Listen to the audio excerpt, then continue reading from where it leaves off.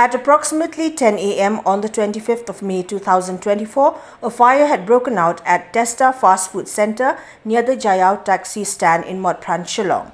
Sources indicate that the blaze was caused by a gas leak.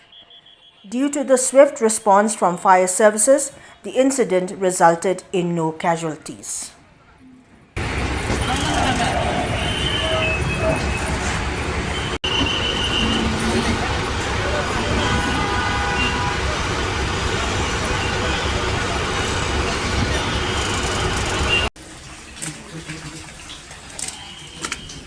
Tubal bikin darah dia.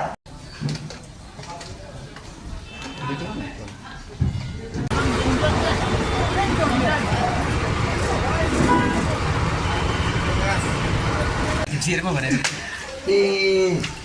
Kenapa je kejian ni bro? Kecil sama petnya. Duduk mana ke mana dah? Duduk ni. Sirap ke mana? Kenapa je ke? Kamu petnya. Kecil apa sebab je? Apa je? Step. Sebab je. Di dokter ni mana? Dokter ni. Di dek baplu kalatnya ni. Baplu gas. Baplu gas. Gas. Kadukan ayu bahkan ni. Bukan lagi mana? Kita tukar ni tiap kami. Restoran. Ada restoran.